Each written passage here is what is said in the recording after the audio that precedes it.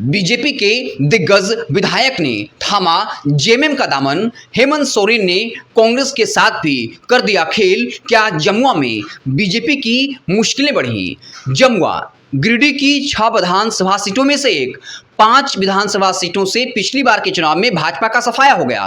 केदार हाजरा ने जमुआ से बीजेपी का झंडा बुलंद किया, लेकिन अब मजबूरन केदार हाजरा को बीजेपी का दामन छोड़ जेएमएम का दामन थामना पड़ा।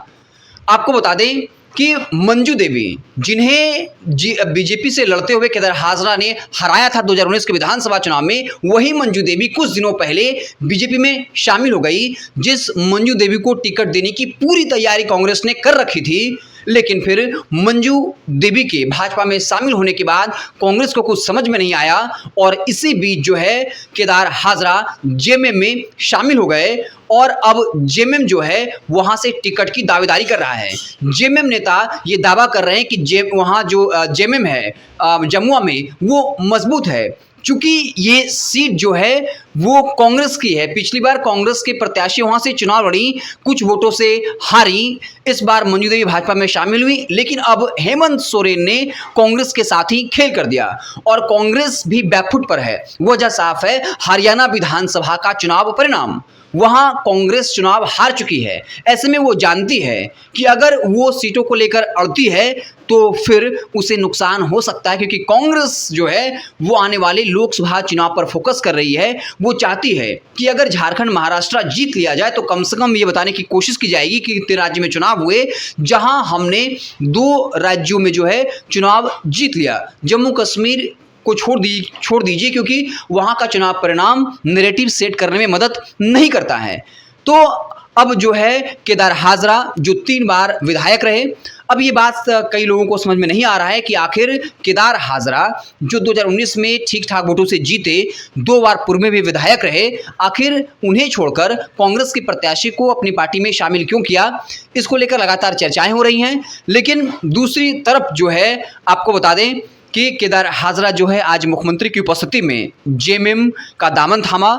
उन्हें के टिकट मिलने की संभावना है और चूंकि जमुआ जो है वो कांग्रेस की जो वो सीट रही, वहां से कांग्रेस हर बार मजबूती से चुनाव लड़ती रही। इसी बीच आपको बता दें कि जो वहां जेएमएम के जिलाध्यक्ष हैं या फिर कांग्रेस के जिलाध्यक्ष हैं, वो आपस में बयानबाजी कर रहे हैं। कांग्रेस के जिलाध्यक्ष ने कहा कि जेएमएम के कई नेता हमारे संपर्क में हैं, वो हमारे साथ आना चाहते हैं, लेकिन हम गठबंधन धर्म का पालन कर रहे हैं। यानी वो साफ तौर पर कह रहे हैं कि जेएमएम ने गठबंधन धर्म का पालन नहीं किया। यानी जमुआ ने जिस तरीके से केदार हाजरा जेएमएम में शामिल हुए, अब जेएमएम वहां दावेदारी कर रहा है। इसको लेकर कांग्रेस कहीं न कहीं नाराज है, लेकिन राहुल गांधी हो या मल्लिकार्जुन खड़गे, उन्होंने साफ तौर पर अपने नेताओं को आगाह किया है कि आप अपने ही गठबंधन के साथियों के खिलाफ कुछ बयानबाजी न करें। यानी वो किसी भी हाल में झारखंड में बीजेपी को रोकना चाहते हैं और यही वजह है कि कांग्रेस जहां पिछली बार 31 सीटों पर चुनाव लड़ी, इस बार 33 सीटों की मांग कर रही थी, लेकिन अब वो 29 सीटों पर चुनाव लड़ने को तैयार है। तो कहीं ना कहीं इसे कांग्रेस की मजबूरी भी आप जो है समझ सकते हैं। एक तरफ जहां बीजेपी की राह मुश्किल हो सकती है, क्योंकि जेएमएम जो है वहां उसका कोर वोटर रहा है।